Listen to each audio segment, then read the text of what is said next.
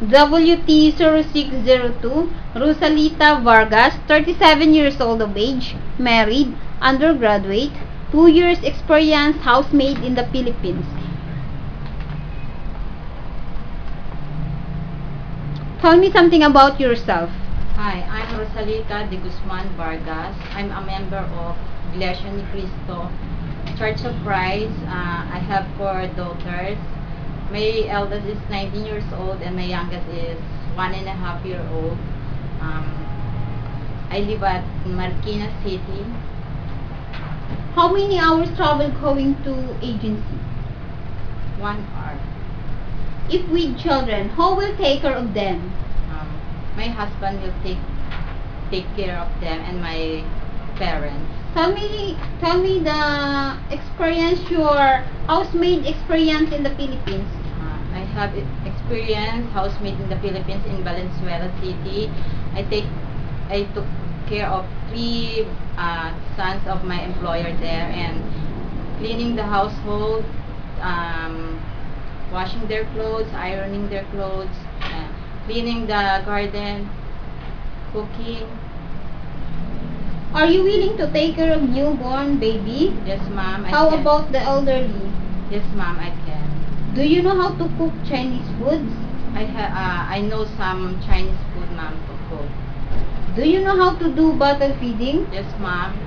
I can do bottle feeding. What are the steps of bottle feeding? I use liquid soap using to clean the bottle of the baby so that it can absorb the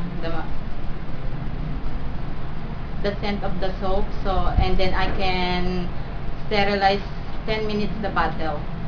If the baby still keep crying, what will you do? If the baby is still crying, I think the diaper is wet or there's something wrong on the baby is not feeling well or the baby is hungry. I will feed the baby. If the baby has a fever, what will you do? I give the baby a cold compress, wear a cold towel on his forehead to comfort him, and I will took temperature on the baby. Do you know how to sing lullaby song? Yes, I can sing lullaby song. Give me one example. Twinkle, twinkle, little star, how I wonder what you are. Up above in the sky so high, like a diamond in the sky.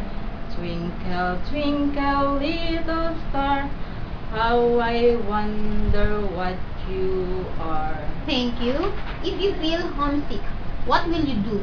If I feel homesick, I will pray and I will do my best on my work so that I will not hesitate to think about my family in the Philippines. If one of your family members will get sick, will you break the contract? No, ma'am, I will not break my contract. What will you do? I know my husband will take care of my family. How long can you work in Hong Kong and why Hong Kong? 2 years I can work in Hong Kong 2 years. I will finish my contract. And I know that Hong Kong is a good destination. Give your message to be sole employer. Hi, ma'am, sir. I will be honest, hardworking. Thank you very much. Thank you.